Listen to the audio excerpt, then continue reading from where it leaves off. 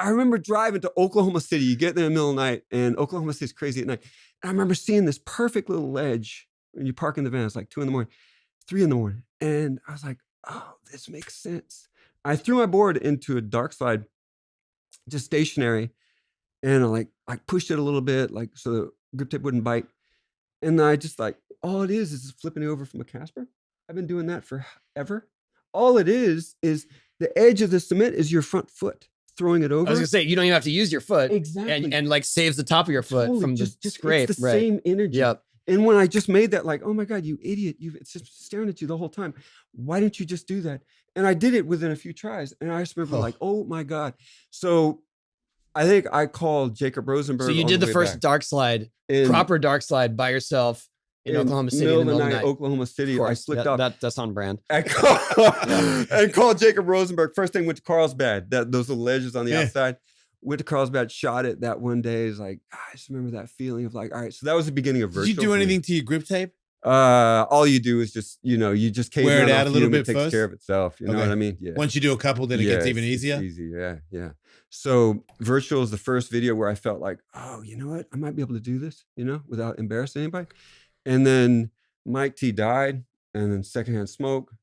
And I remember like when it ended and there was like a weird phase, I was trying to play catch up, learning crooked grinds, skating with Jeremy Ray, like ollie and little late stairs, kick flip, something like great. This is going nowhere for me. And I feel like I'm always trying to learn what everyone else is doing. And I'm grateful for the education, but I'm not doing anything that matters.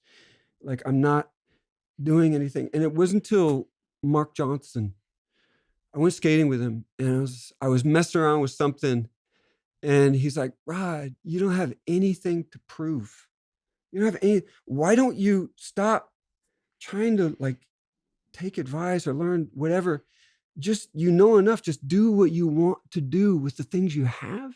And so I will tell you that what I was filming for Plan B and then that breakup, I ended up coming out for Globe's video.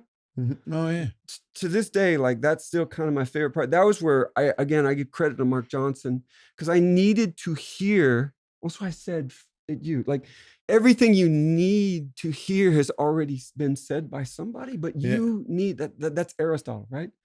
But rhetoric, right? But yeah, sure. But you just need to hear it from someone that means somebody to you, so you finally listen. And that was MJ for me.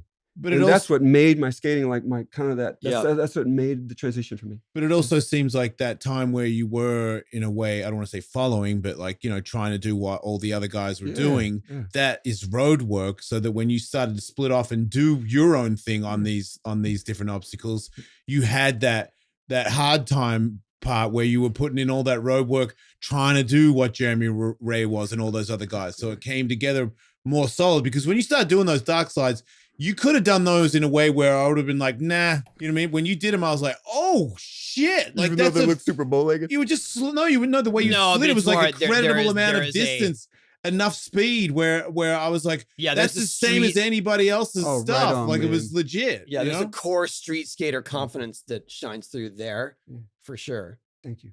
Thank you. Yeah, like there was no, you weren't sliding half as far as it. It was like, it was just as far as anyone else. Same speed, same approach, coming off, landing just as clean. Like it was not, that was the bit that, because I didn't see any progression. I saw you when you'd perfected it.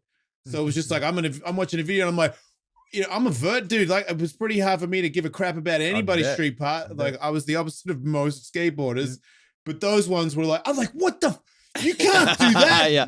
There was several ones of those like that I wouldn't have thought that I would care about, but I mean, it'd be a different story if you landed so slow that you started doing 360s. Yeah, that wouldn't have flown. That's our inside joke. Sorry, that's an 80s freestyler joke, inside joke here. It's not too late for that one, man. Darkslide come off landing a pogo.